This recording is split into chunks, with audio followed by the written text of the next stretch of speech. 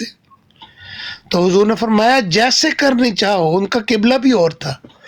حضور نے فرمایا جیسے چاہو کر لو، اس گھر میں کر لو. اور حضور کے سامنے مسجد نبوی میں انہوں نے اسلام کے مخالف قبلہ رخ ہو کر اپنی عبادت کی ہے. حضور نے کچھ بھی نہیں کہا.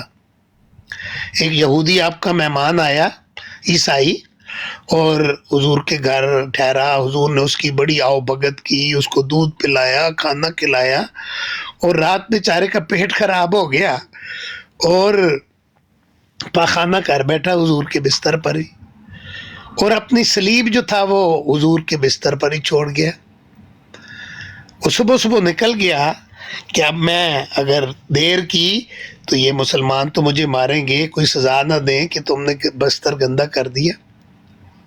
اب وہ کیا ہوا کہ جب اس کو واپس آئی کہ میرا سلیب میں وہیں چھوڑ آیا ہوں، واپس دوبارہ آیا تو دیکھا کہ حضور اس کے بستر کو خود صاف کر رہے ہیں. صحابہ اس کو مارنے کے لیے دوڑے کہ تم نے یہ کیا کر دیا، اور صحابہ حضور کو کہہ رہے ہیں حضور ہمیں دیں اجازت، ہم اس بستر کو صاف کریں. تو حضور کہہ رہے ہیں نہیں، مہمان میرا تھا، یہ میرا فرض بنتا ہے. یہ حضرت صلی اللہ علیہ وسلم کا نمونہ تھا.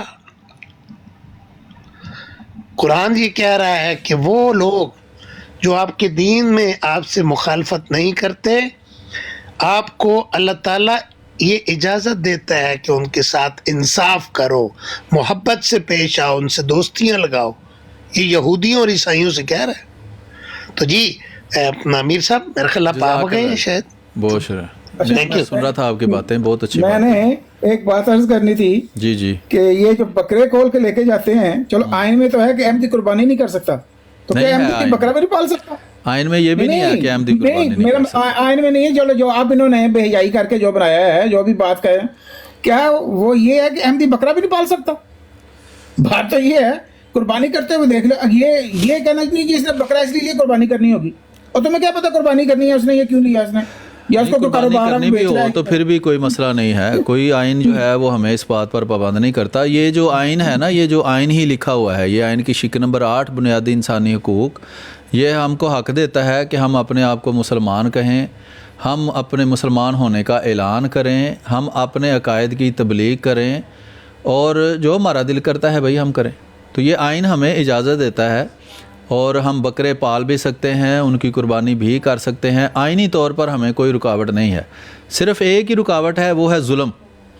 جو یہ ظلم کرتے ہیں نا، اللہ تعالیٰ کہتا ہے کہ ظالم جو ہے وہ اللہ تعالیٰ سے دور ہیں. لعنت جو ہے قرآن میں ظالموں پر ڈالی گئی ہے، اور ظالم کا مطلب قرآن میں اللہ تعالیٰ فرماتا ہے کہ اس سے زیادہ ظالم کون ہے. یعنی کہ ایک تو ہوتا ہے نا ظالم، تو ایک ہے سب سے زیادہ ظالم، وہ ہے جو لوگوں کو خدا تعالیٰ کی مسجدوں سے روکے، عبادت گاہوں سے روکے کہ وہ خدا تعالیٰ کی عبادت نہ کر سکیں، اور اس میں فساد کرے، ان کو خراب کرنے کی نیت سے ان کے پاس جائے. حالانکہ خدا کہتا ہے تمہارا صرف یہ حق ہے کہ خدا تعالیٰ کا خوف دل میں لے کر تم مسجدوں کے قریب جاؤ. اس نیت سے مسجد کے قریب جانا کہ ہم اس کو توڑیں گے، اس میں نقصان کریں گے، لوگوں کو خدا کی عبادت سے روکیں گے، اس سے بڑا ظالم کوئی نہیں ہو سکتا. اور وہ خدا خود کہتا ہے کہ وہ خدا سے دور ہے. جہاں اللہ تعالیٰ نے کہا جھوٹوں پر خدا تعالیٰ کی لعنت، ظالموں پر خدا تعالیٰ کی لعنت، تو یہ خدا تعالیٰ فرماتا ہے سب سے زیادہ خدا سے وہ دور ہے جو خدا تعالیٰ کی عبادت سے روکتا ہے.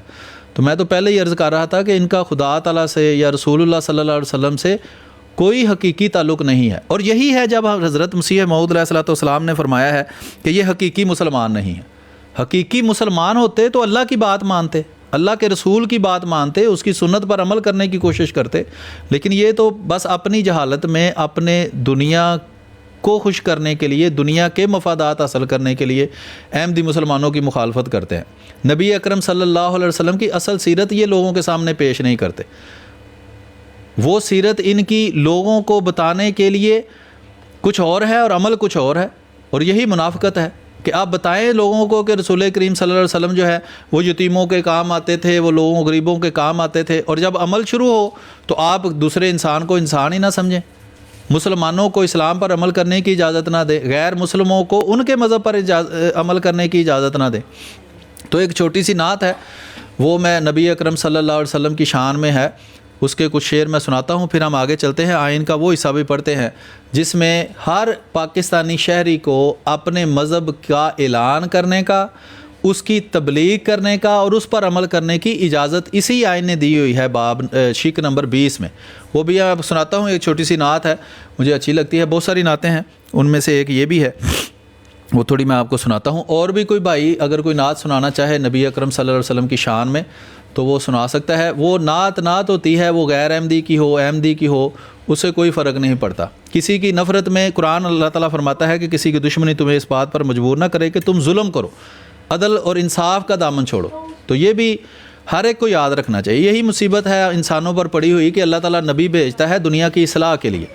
وہ نبی کا وقت گزر جاتا ہے, وہ دین کو پس پش ڈال کر لوگ اپنی خواہشات کو ہی دین بنا لیتے ہیں, اسی کو خدا کا قانون سمجھ لیتے ہیں. حالانکہ اللہ تعالیٰ مخالفوں کو یہی کہتا ہے کہ جو تم بات کرتے ہو لاؤ خدا نے یہ بات کہاں اتاری ہے.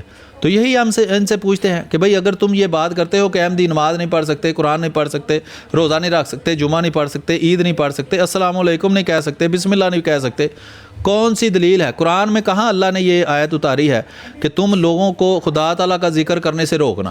وہ آیت دکھا دو, ہم سمجھیں کہ ٹھیک ہے تم بہت بڑے اسلام پر عمل کرنے والے ہو. تو لکھنے والے نے لکھا ہے کہ کرم آج بالائے باما گیا ہے, کرم آج بالائے باما گیا ہے, زباں پر محمد کا نام آ گیا ہے, زباں پر محمد صلی اللہ علیہ وسلم نام آ گیا ہے, کرم آج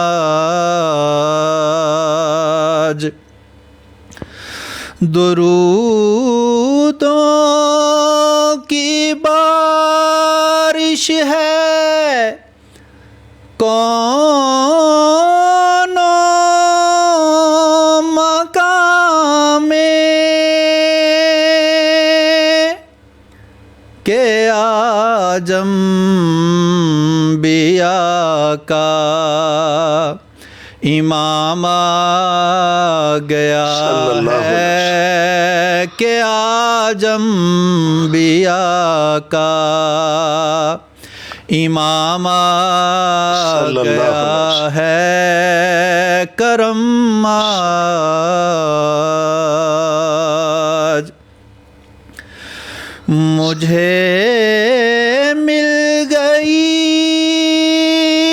ہے دو عالم کی شاہی, میرا ان کے منگتوں میں نام آ گیا ہے, میرا ان کے منگتوں میں نام آ گیا ہے, کرم آج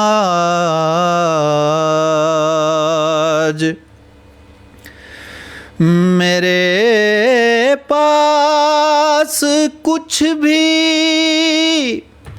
نہ تھا روز محشر, نبی کا وسیلہ ہی کام آ گیا ہے, نبی کا وسیلہ ہی کام آ گیا ہے, کرم آج بالائے بام آ گیا ہے, زباں پر محمد کا نام آ گیا ہے, زباں پر محمد صلی اللہ علیہ وسلم. صلی اللہ جزاک اللہ واجب کمال.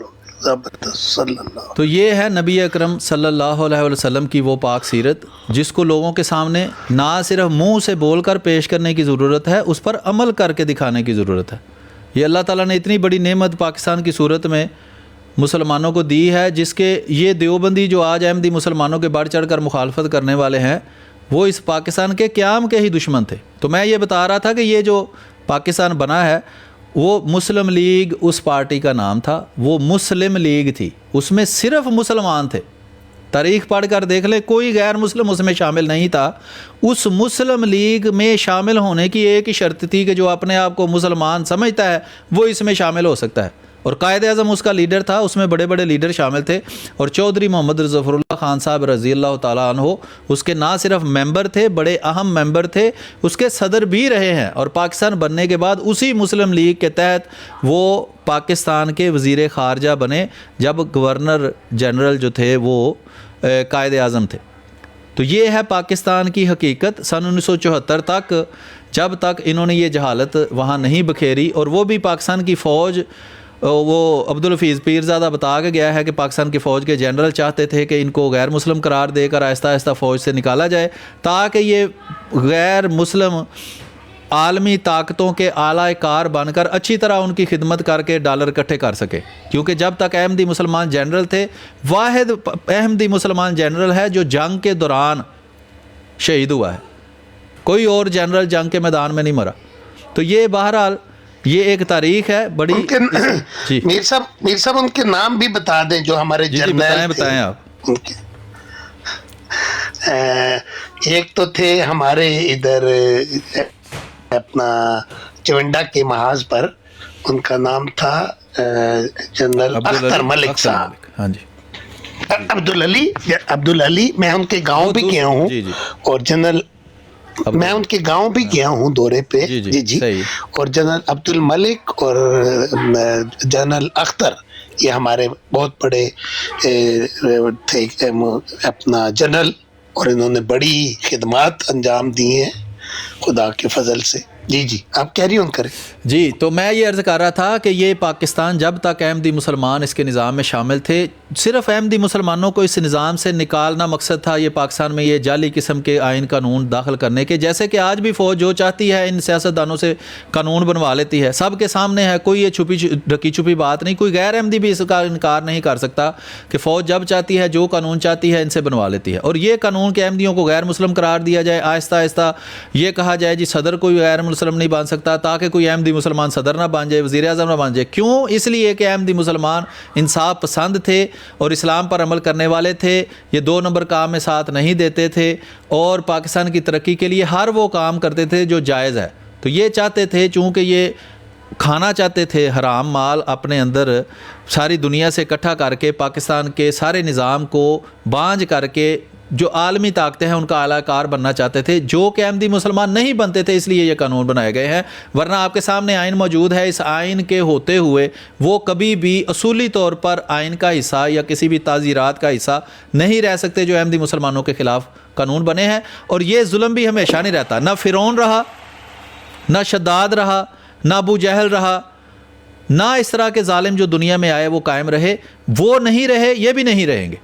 اور وہ وقت ضرور آئے گا جب خدا تعالیٰ کا دین، خدا تعالیٰ کا جو خدا تعالیٰ کی بادشاہت ہے وہ دنیا میں قائم ہوگی. خدا تعالیٰ کی بادشاہت قائم کرنے کا ایک ہی طریقہ ہے کہ قرآن کی اصل تعلیم پر عمل کیا جائے، اس کو دنیا میں لاگو کیا جائے. نبی اکرم صلی اللہ علیہ وآلہ وسلم کی اصل تعلیم جو ہے اس کو دنیا کے سامنے پیش کیا جائے، اس پر عمل کرنے کی کوشش کی جائے. اور اس میں آپ دیکھ سکتے ہیں کہ نبی اکرم صلی اللہ علیہ وآلہ وسلم کے زمانہ میں وہ لوگ جو خدا تعالیٰ نے وحی کر کے بتایا کہ یہ لوگ حقیقت میں مسلمان نہیں ہیں، وحی کر کے بتایا، اس کے باوجود ان سے یہ حق نہیں چھینا گیا کہ تم اپنے آپ کو مسلمان کہو، تم نمازیں پڑھو، مسجد میں آؤ. ہر وہ حق جو ایک مسلمان کو حاصل ہے. عبداللہ بن ابی بن سلول جو منافقوں کا سردار تھا، اس سے بھی یہ حق نہیں چھینا گیا. یہاں تک کہ خود رسول کریم صلی اللہ علیہ وسلم نے قیامت تک کے لیے ایک نمونہ بنا دیا کہ خود اس کا جنازہ پڑا. جو اس کے قتل کے لیے اجازت مانگتے تھے، خود اس کے سگے بیٹے نے اجازت مانگی، رسول کریم صلی اللہ علیہ وسلم نے اجازت نہیں دی، اور کہا کہ لوگ یہ کہیں گے کہ محمد اپنے صحابہ کو قتل کرتا ہے، اپنے ساتھیوں کو قتل کرتا ہے. تو یہ قیامت تک آنے والے وقت کے لیے رسول کریم صلی اللہ علیہ وسلم کا اسوہ، آپ کا عمل نمونہ بنا دیا گیا اور خود قرآن میں اس بات پر مہر لگا دی گئی کہ رسول کریم صلی اللہ علیہ وسلم نے جو کیا ہے وہ ہے قرآن کی اصل تعلیم۔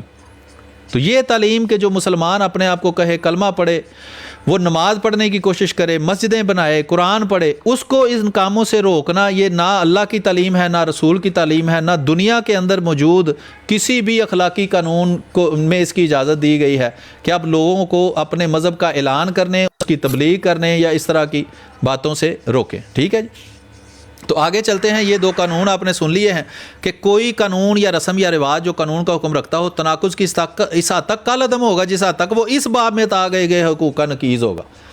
کسی ادارے کو یہ اجازت ہی نہیں ہے کہ وہ ایسا قانون بنائے جو ان حقوق کو چھین لے۔ تو احمدی مسلمانوں کو کہنا کہ تم اپنے آپ کو مسلمان نہیں کہہ سکتے، یہ ان کے بنیادی مذہبی انسانی حق کو چھیننا ہے جس کی کسی ادارے کو اجازت ہی نہیں ہے۔ کوئی سیاستدان، کوئی پارٹی، کوئی جنرل، کوئی جج اس حق کو چھین ہی نہیں سکتا، وہ آئین کے مخالفت ہے اور وہ حکم کل عدم کا رکھتا ہے۔ کل عدم کا مطلب ہے کہ اس کا کوئی وجود ہی نہیں ہے۔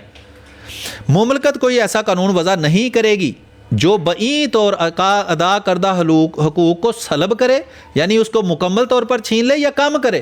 اس میں دیے گئے حقوق 100% ہر پاکستانی شہری کے حق ہیں۔ احمدی مسلمان پاکستان میں پیدا ہوتا ہے، پاکستان کی گورنمنٹ اس کو پاکستان کا شناختی کارڈ ایشو کرتی ہے، وہ اس آئین کا پابند ہے، لیکن وہ حکومت جو یہ آئین بناتی ہے، وہ جج، وہ جنرل، ہر وہ بندہ جو اس پاکستان میں رہتا ہے، وہ سب اس کے پابند ہیں، اور کوئی اس میں بنیادی حقوق جو دیے گئے ہیں اس کو نہ سلب کر سکتا ہے نہ ہی اس کو کم کر سکتا ہے۔ ہر وہ قانون جو اس شک کی خلاف ورزی میں وضع کیا جائے گا، اس خلاف ورزی کی حد تک کل عدم ہوگا۔ اس حقوق، اب یہ ہے بنیادی قانون، 8 نمبر شک ہے یہ آئین پاکستان کی۔ اس کے مطابق کوئی ادارہ کوئی بھی قانون بنا دے جو ان میں سے کسی حقوق کو سلب کرے یا کم کرے، وہ کل عدم تصور ہوگا، وہ ہے ہی نہیں، اس کا وجود ہی کوئی نہیں۔ جج جو ہے وہ اس آئین کا تابع ہے، جج کے باپ کا آئین نہیں ہے کہ وہ رات کو بیٹھ کے جو مرضی فیصلہ کر لے، وہ اس آئین کا تابع ہے۔ اس آئین کی شک کے مطابق احمدی مسلمانوں کو کافر قرار دیا گیا ہو، یا ان کو مسلمان کہنے یا ان کو نماز پڑھنے کے حق سے محروم کیا گیا ہو، اسی شک نمبر 8 کے مطابق وہ کل عدم ہے۔ اس پر کوئی جج عمل کرنے کا سوچ بھی نہیں سکتا، اگر وہ کرے گا تو وہ فوجیوں کے بوٹوں سے ڈر کر کرے گا۔ اس آئین کے تحت وہ یہ کام نہیں کر رہا۔ آئین آپ کے سامنے ہے، کوئی پشتو میں نہیں لکھا ہوا، سادہ اردو میں لکھا ہوا ہے، سب کو سمجھ آ رہی ہے کیا لکھا ہے۔ نمبر 3، اس آرٹیکل کے حکام کا اطلاق حسب ذیل پر نہیں ہوگا۔ الف، کسی ایسے قانون پر جس کا تعلق مسلح افواج اور یا پولیس یا امن امان قائم رکھنے کے اداروں، ذمہ دار دیگر جمعیتوں کا ارکان سے ان کے فرائض کے صحیح طریقے پر انجام دہی اور ان میں نظم و ضبط قائم رکھنے سے ہو۔ اس کا کوئی تعلق پولیس سے، فوج سے نہیں ہے۔ ان میں سے کسی پر جدول اول میں مصرحہ قوانین جس طرح کے یوم نفاذ سے عین قبل نافذ العمل تھے، جس طرح اس کا مذکورہ جدول میں مصرحہ قوانین میں سے کسی کے ذریعے ان کی ترمیم کی گئی ہے، جدول اول کے حصہ میں مصرحہ دیگر قوانین، اور ایسا کوئی قانون یا اس کا کوئی حکم اس بنا پر کالعدم نہیں ہوگا کہ مذکورہ قانون یا حکم اس باب کے کسی حکم کے متناقض یا منافی ہو۔ نمبر 4، شک نمبر 3 کا پیرا بے میں مذکورہ کسی امر کے باوجود یوم آغاز سے 2 سال کے اندر متعلقہ مقننہ جدول اول کے حصہ 2 میں مصرحہ قانون کو اس باب کی رد روح سے عطا کردہ حقوق کے مطابق بنائے گی، مگر شرط یہ ہے کہ متعلقہ مقننہ قرارداد کے ذریعے 2 سال کے مذکورہ مدت میں زیادہ سے زیادہ 6 ماہ کی مدت کی توسیع کرے گی۔ تشریح، اگر کسی قانون کے بارے میں مجلس شورا پارلیمنٹ متعلقہ مقننہ ہو تو مذکورہ قرارداد قومی اسمبلی کی قرارداد ہوگی۔ اس باب کی روح سے عطا کردہ حقوق معطل نہیں کیے جائیں گے بجز جس طرح کے دستور میں بصراحت قرار دیا گیا ہے۔ کسی شخص کو زندگی یا آزادی سے محروم نہیں کیا جائے گا سوائے جب کہ قانون اس کی اجازت دیتا ہو۔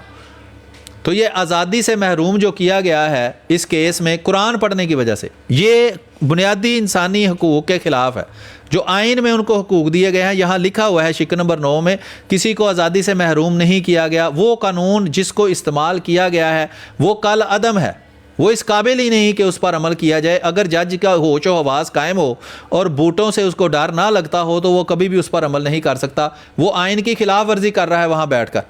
کسی شخص کو جسے گرفتار کیا گیا مذکورہ گرفتار کی وجہ سے جس کا جج کو وغیرہ وغیرہ، یہ لمبی بات ہے۔ ابھی اس کے بعد جو اہم ہے وہ ہے شک نمبر 20، کیونکہ اس میں بنیادی انسانی حقوق میں شامل بنیادی مذہبی حق کو واضح کیا گیا ہے کہ ہر پاکستانی شہری کو کون سا بنیادی مذہبی آزادی کا حق حاصل ہے، اور وہ بھی اس باب کا حصہ ہے جس کے بارے میں شق نمبر 8 میں پہلے ہی بتا دیا گیا ہے کہ اس میں دیے گئے ان حقوق کو نہ کوئی کم کر سکتا ہے، نہ کوئی تبدیل کر سکتا ہے، نہ اس کے خلاف کسی بھی قانون بنانے والے ادارے کو قانون بنانے کی اجازت ہے۔ تو یہ جناب آ گیا ہے صفحہ نمبر 12، اور اس پر ہے یہ شق نمبر 20، مذہب کی پیروی اور مذہبی اداروں کے انتظام کی آزادی۔ غور سے سنیں، قانون، امن عامہ اور اخلاق کے تابع۔ اذان دینا کون سی بد اخلاقی ہے بھئی؟ بعض لوگ اسی کو پکڑ لیتے ہیں، دیکھو جی قانون امن عامہ کو خطرہ ہے۔ بھئی اگر احمدی مسلمان کی نماز پڑھنے سے امن عامہ کو خطرہ ہے تو بھابی کی نماز پڑھنے سے بھی خطرہ ہے، شیعہ کی بھی خطرہ ہے۔ جس طرح کا خطرہ احمدی مسلمانوں کا ہے، اس سے زیادہ خطرہ شیعوں کو ہے، اس سے زیادہ خطرہ جیلمی کو ہے، اس سے زیادہ خطرہ اسماعیلیوں کو ہے۔ تو سب کو کافر قرار دے کر سب پر پابندی لگا دو، نہ کوئی نماز پڑھ سکتا ہے، نہ کوئی روزہ رکھ سکتا ہے، نہ کوئی قربانی کر سکتا ہے، نہ کوئی جمعہ پڑھ سکتا ہے، نہ کوئی عید پڑھ سکتا ہے، کیونکہ اب یہاں سب کو سبھی سے خطرہ ہے۔ ہیں جی، جب خطرہ ہے، دیکھیں نا خود کش حملہ کا، دیوبندی آتے ہیں آ کر پھٹ جاتے ہیں، تو خطرہ تو ہے، تو ساری مسجدیں پاکستان کی بند کر دو کیونکہ خطرہ ہے۔ فوج کے ہیڈ کوارٹر بھی بند کر دو، یہ GHQ بھی بند کر دو، اس کو بھی خطرہ ہے۔ دیوبندی وہابی وہاں بھی دہشت گرد گھس گئے تھے، اس کو بھی بند کر دو۔ وہ جو سکول میں بچوں کو قتل کیا ہے، انہوں نے دہشت گردوں نے آ کر اسلام کو بدنام کیا ہے، اس کو بھی بند کر دو۔ خطرہ تو ہر جگہ ہے۔ تو یہ بہانے بازیاں ہیں جی، وہ امن عامہ کو خطرہ ہے، تو آپ کو قرآن بھی گھر کے اندر بیٹھ کے قرآن پڑھنے سے کون سا امن عامہ کو خطرہ ہو رہا ہے جی؟ یہ بدماشی ہے، ظلم ہے، اور اس کے علاوہ کچھ بھی نہیں ہے۔ یہ لکھا ہے کہ ہر شہری کو، احمدی مسلمان شہری ہیں کہ نہیں، ان کے پاس شناختی کارڈ ہے کہ نہیں ہے، ہر شہری کو اپنے مذہب کی پیروی کرنے، یہ انگریزی میں جو اس کا ہے نا، اس میں ہے اعلان کرنے کی، کہ میں پروناؤنس کر سکتا ہوں، میں کہہ سکتا ہوں کہ میں کس مذہب سے تعلق رکھتا ہوں، اور میں احمدی مسلمان ہوں، میں اعلان کر سکتا ہوں میں احمدی مسلمان ہوں۔ اس کا اعلان کرنے کی، اس کی پیروی کرنے کی۔ اب مجھے بتائیں، میں مسلمان ہوں، پیروی یہ ہے کہ میں نماز پڑھوں، میں روزے رکھوں، میں عیدیں پڑھوں، میں جمعے پڑھوں، میں مسجدیں بناؤں، میں اللہ اکبر کہوں، میں السلام علیکم کہوں، میں بسم اللہ لکھوں، میں ماشاءاللہ لکھوں، یہ ساری پیروی ہے مذہب کی، اور کیا ہے؟ میں قربانی دوں، میں بکرے بناؤں، میں چترے بناؤں، میں اونٹ کروں، میں جو مرضی کروں بھائی۔ تو یہ ہے آزادی، ہر شہری کو اپنے مذہب کی پیروی، اس پر عمل کرنے۔ اب پیروی اور عمل میں کیا فرق ہے؟ اصل میں یہاں انگریزی کا اگر آپ مواد دیکھیں تو وہاں اعلان کرنے کی آزادی ہے کہ میں کون ہوں، میں اس کو پبلک میں پروناؤنس کر سکتا ہوں کہ میں کرسچن ہوں، میں یہودی ہوں، میں ہندو ہوں۔ بھئی کوئی روک نہیں سکتا کہ تم جی اپنے آپ کو کرسچن نہیں کہہ سکتے، تم یہودی نہیں کہہ سکتے۔ اب ہر مذہب کے اندر اختلافات موجود ہیں، مسلمانوں کے اندر جیسے اختلافات ہیں سب کو پتہ ہے، دیوبندی، وہابی، شیعہ، بریلوی، جیلمی، چکڑالوی، گامدی وغیرہ کتنے اختلافات ہیں۔ اسی طرح کرسچنوں میں بڑے فرقے ہیں، پروٹیسٹنٹ ہیں۔ اب پروٹیسٹنٹ کہیں جی، جو رومن کیتھولک ہیں وہ اپنے آپ کو کرسچن نہیں کہہ سکتے کیونکہ ہم انہیں کرسچن نہیں سمجھتے۔ تو یہ تو دنیا جو ہے وہ ساری فساد کا گھر بن جائے اور اس کا کچھ بھی نتیجہ نہیں نکلے گا۔ اس پر عمل کرنے کی، تو مذہب پر عمل کیا ہوتا ہے بھائی؟ احمدی اپنے آپ کو مسلمان سمجھتے ہیں، تو وہ عمل کیسے کریں گے؟ قربانیاں کر کے، عیدیں پڑھ کے، جمعے پڑھ کے، اللہ اکبر اذانیں دے کر، مسجدیں بنا، یہی عمل ہوتا ہے۔ اگر ان سب پر پابندی ہے تو کون سے عمل کی آزادی ہے بھائی ہمیں؟ اور اس کی تبلیغ کرنے کا حق ہوگا، اس کو کہتے ہیں آئین پاکستان۔ اب وہ مولوی ہمیں بتائیں، یا جھوٹے سیاستدان، یا کوئی دانشور بلا دانش کے دانشور، وہ یہ بتائیں کہ کون سا آئین ہے جس پر ہم عمل نہیں کرتے۔ تم اس آئین پر عمل نہیں کرتے، تم لوگ اس آئین کے خلاف بدماشی سے، ظلم سے وہ قانون بنا کر بیٹھے ہو جو ایک غدار پاکستان نے بنائے تھے، جب وہ 11 سال اس پاکستان کے آئین کے مطابق، شق نمبر 6 کے مطابق، وہ سنگین غداری کا مرتکب ہوتے ہوئے اس آئین کو معطل کر کے جو منہ میں آتا تھا وہ کہہ رہا تھا، تو اس کو تم نے آئین میں گھسا لیا ہے۔ کون سے چکر میں بھائی؟ آرٹیکل نمبر 8 اس کی اجازت ہی نہیں دیتا۔ ہر شہری کو اپنے مذہب کی پیروی کرنے، یعنی اعلان کرنے، اس پر عمل کرنے، یعنی نمازیں پڑھنے، حج کرنے، جو بھی اس کا دل کرے، جو اس کا مذہب اس کو حکم دیتا ہے اس پر عمل کرنے، اور اس کی تبلیغ کرنے کا حق دیتا ہے۔ اور ہر مذہبی گروہ اور اس کے ہر فرقے کو اپنے مذہبی ادارے قائم کرنے، برقرار کرنے، اس کا انتظام کرنے کا حق دیتا ہے۔ کسی شخص کو کوئی ایسا خاص محصول ادا کرنا وغیرہ وغیرہ، وہ بھی جس کی آمدنی اس کے اپنے مذہب کے علاوہ کسی اور مذہب کی تبلیغ و ترویج پر صرف کی جاتی ہو، وغیرہ وغیرہ۔ یہ آگے لمبی تفصیل ہے، لیکن یہ شق جو ہے 20 نمبر بالکل واضح کر دیتی ہے کہ احمدی مسلمان قرآن پڑھنا چاہیں تو قرآن پڑھیں. کسی جج کو اس آئین کے ہوتے ہوئے کیا اختیار ہے کہ وہ کسی کو عمر قید کی سزا دے دے, ساری زندگی کی سزا دے دے کہ تم جیل میں جاؤ کیونکہ تم نے قرآن پڑھا ہے, اپنے مذہب پر عمل کیا ہے. تو یہ آئین کی پیروی ہو رہی ہے یا آئین کی خلاف ورزی ہو رہی ہے؟ جج جو ہے وہ آئین کی پیروی کرنے کے لیے وہاں بیٹھا ہے, آئین کی خلاف ورزی کرنے کے لیے وہاں نہیں بیٹھا. تو جب وہ علل اعلان آئین کی مخالفت کرتے ہوئے اس کا یہ حق چھین رہا ہے تو وہ ظلم کر رہا ہے. وہ کسی کے فون پر, کسی کے اشارے پر, کسی کا جوتا دیکھ کر یہ کام تو کر سکتا ہے, آئین کے تحت یہ کام نہیں کر سکتا. ٹھیک ہے جی, کسی دوست نے کوئی بات کرنی ہے تو کریں, پھر آگے چلتے ہیں. جی میر صاحب 2-3 اشعار پڑھنا چاہ رہا تھا میں. پڑھ دیکھو. نبی کریم صلی اللہ علیہ وسلم کی. صلی اللہ علیہ بسم اللہ الرحمن الرحیم. بدرگاہ ذیشان خیر الانام شفیع الورا مر جائے خاص و عام بسد عجز و منت بسد احترام یہ کرتا ہے عرض آپ کا ایک غلام کہ اے شاہ کونین عالی مقام علیک الصلاۃ علیک السلام علیک الصلاۃ علیک السلام. حسینان عالم ہوئے شرمگی جو دیکھا وہ حسن اور وہ نور جبی پھر اس پر وہ اخلاق اکمل ترین کہ دشمن بھی کہنے لگے آفری زہے خلق کامل زہے حسن تام زہے خلق کامل زہے حسن تام علیک الصلاۃ علیک السلام. خلائق کے دل تھے یقین سے تئیں بتوں نے تھی حق کی جگہ گھیر لی ضلالت تھی دنیا پہ وہ چھا رہی کہ توحید ڈھونڈے سے ملتی نہ تھی ہوا آپ کے دم سے اس کا قیام ہوا آپ کے دم سے اس کا قیام علیک الصلاۃ علیک السلام.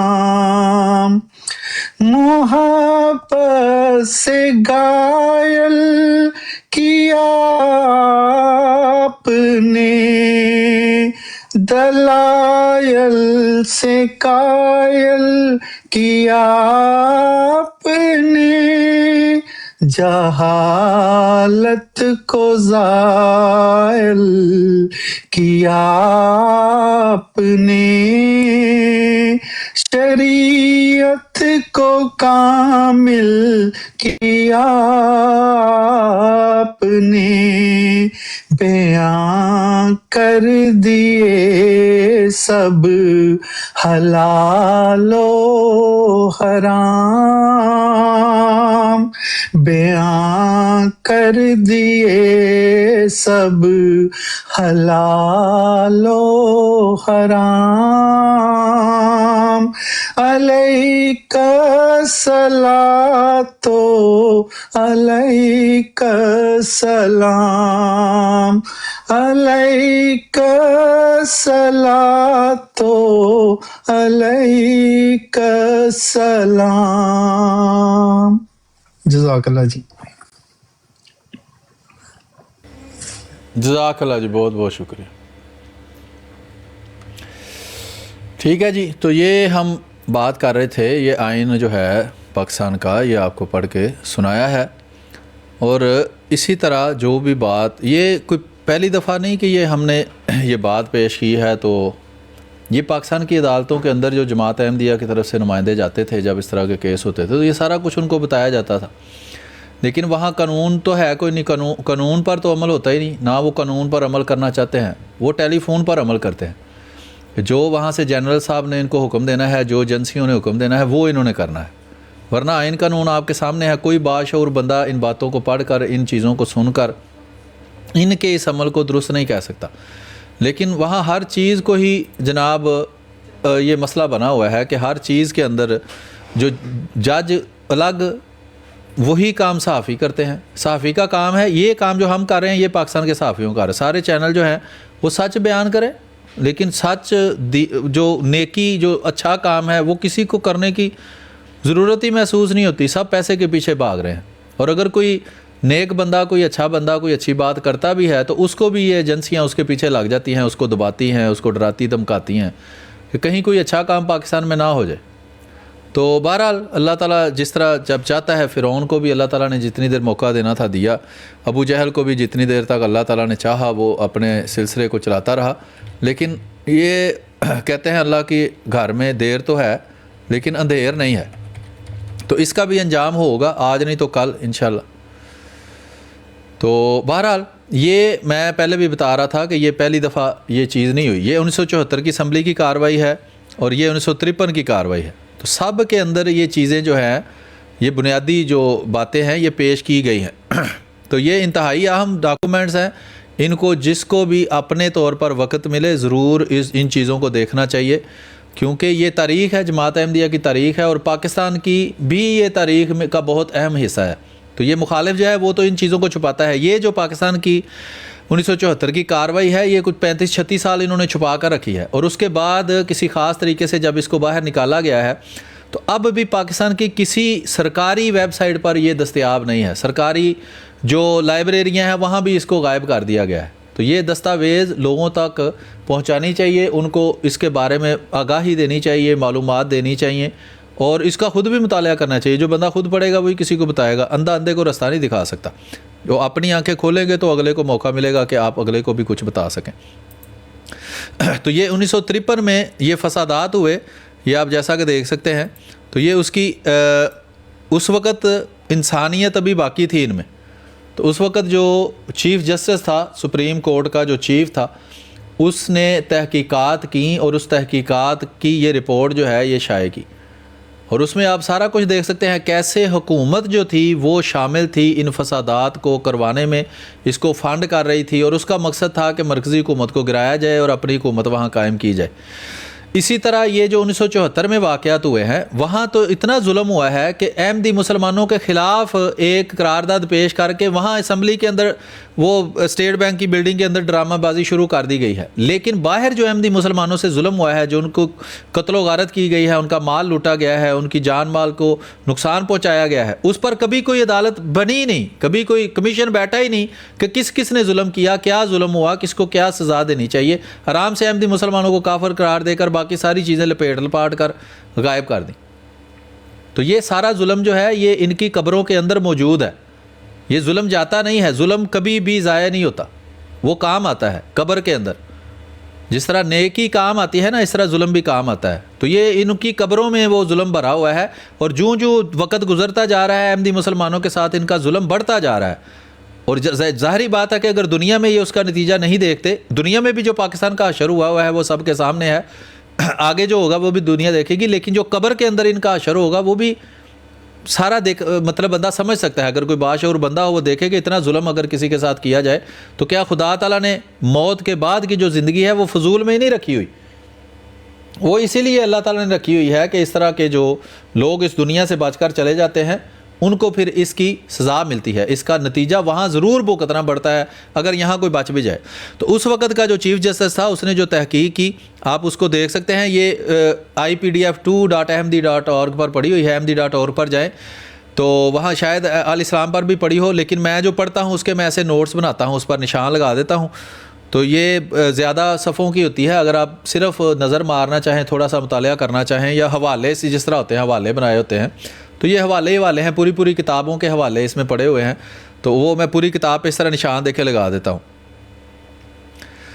تو یہ جھوٹ بولتے ہیں، ختم نبوت کے نام پر گولیاں کھائیں. بھئی فساد کے نام پر، لچ پنا کرنے کے نام پر تم لوگوں نے گولیاں کھائیں. حکومت پاکستان کے خلاف احمدی مسلمانوں پر ظلم ستم کرنے کی وجہ سے، پولیس والوں کو قتل کرنے کی وجہ سے تمہیں گولیاں ماری گئی ہیں. اس میں ختم نبوت کا کیا لینا دینا ہے؟ کچھ بھی لینا دینا نہیں. وہ کہتے ہیں 10,000 ختم نبوت کے مجاہد مارے گئے. بالکل بے شرمی اور ڈٹائی سے یہ جھوٹ بولتے ہیں. وہاں 100 بندہ بھی نہیں مرا، 20-25 بندے مرے ہوں گے، انہوں نے 10,000 بنا لیے ہیں. شورش کشمیری اس وقت زندہ موجود تھا اور وہ حراری تھا ان سارے فسادات کے اندر، وہ خود شامل تھا پرسنلی. اس نے بھی 100 سے زیادہ بندے نہیں گنوائے. اس کی کتاب موجود ہے 1953 میں، جب یہ کاروائی چھپی ہے اس کے بعد اس نے عطا اللہ شاہ بخاری جو تھا دیوبندی کانگریسی جو تھا گالی باز، اس کی سیرت لکھی ہے اپنی طرف سے، اس میں بھی بتایا ہے وہ ماں بہن کی گالیاں دیا کرتا تھا اپنے ساتھیوں کو. تو یہ اس کے اندر اس نے اس کا جواب دینے کی اپنی طرف سے کوشش کی ہے. احراریوں کو تھوڑا اس نے بتانے کی کوشش کی ہے کہ نہیں اتنے بھی وہ ذلیل و خوار نہیں تھے جتنے اس کے اندر بتایا گیا ہے کاروائی کے اندر. یہ ابھی جو نوٹس ہیں اس کے سمجھ لیں یا حوالے ہیں، یہی 346 صفحات کے ہیں. تو وہ کاروائی کے ساتھ تو بے انتہا مواد ہے. وہ پاکستان کی لائبریریوں میں ساڑھے جانا ہے کہیں، اگر جماعت کے پاس کہیں بڑا ہے تو میری تو یہ خواہش ہے کہ ہر وہ چیز جو دنیا کے قیامت تک کام آ سکتی ہے اگر وہ پبلک کر سکتے ہیں تو کریں اس کو پبلک، تاکہ کوئی بندہ دنیا میں کہیں بھٹکا بولا اگر اس کو پڑھنا چاہے، اس کو تحقیق کرنا چاہے تو اس کے کام آئے. بہرحال تو یہ جو دستیاب ہوتا ہے وہ پھر اس کا مطالعہ کر کے تو لوگوں تک پہنچانا چاہیے. تو یہ آپ دیکھ سکتے ہیں اس میں ساری تفصیل سے واقعات لکھے ہوئے ہیں کہ کس قدر فسادی یہ لوگ ہیں. یہ جو اپنے آپ کو مذہبی رہنما کہتے ہیں، رسول اللہ صلی اللہ علیہ وسلم کے دین کا وارث کہتے ہیں، یہ شیطان کے وارث ہیں. اصل میں فساد کرنا، پیسے لے کر ان کا کام ہے. بس پیسہ ہی ان کا خدا ہے، پیسہ ہی ان کا رسول ہے، پیسہ ہی کی ہی یہ پوجا کرتے ہیں، دولت کے لیے ہی یہ زندہ ہیں، دولت کے لیے ہی یہ مرتے ہیں، بس اور ان کو کچھ نہیں چاہیے. تو یہ اس میں ساری تفصیل ہے. یہ پاکستان کی ایجنسیوں کے، پولیس کے، ہر چیز کی تحقیقاتی اداروں کے اور عدالت کے چیف جسٹس نے یہ ایک فیصلہ لکھا ہے اور اس میں جو نتیجہ نکالا ہے اس کی وجوہات بیان کی ہیں اتنے 100 صفحات کے اندر. یہ 74 کی اسمبلی کی طرح کا ڈرامہ نہیں ہوا کہ 74 کی اسمبلی میں ایک فیصلہ کرتی ہے اسمبلی ایک جج بن کر، خود ہی مدعی بنے ہیں اہل ہوس، مدعی بھی منصف بھی. کسے وکیل کریں، کس سے منصفی چاہیں کہ خود ہی جناب بن گئے وہ مقدمہ کرنے والے، خود ہی وہ مدعی بن گئے اور خود ہی جج کی کرسی پر بیٹھ کر فیصلہ کر دیا اور فیصلے میں لکھ دیا جی فیصلہ یہ ہے کہ یہ کافر ہیں. دنیا کی کسی عدالت میں ایسا کبھی فیصلہ مانا نہیں جاتا جس میں فیصلہ لکھا ہو اور اس کی وجہ بیان نہ کی گئی ہو کہ کیوں بھئی یہ کافر ہیں. اس لیے کافر ہیں کہ ان کی مسجد الگ ہے، وہ تو وہابی دیوبندی شیعہ بریلوی سب کی الگ ہے. اس لیے الگ ہے کہ یہ دوسروں کا جنازہ نہیں پڑھتے. وہ وہابی دیوبندیوں کا کون سی تاریخ کو جنازہ پڑھتے ہیں؟ وہ ان کو کافر مرتد زندگی کے اسلام سے خارج مانتے ہیں.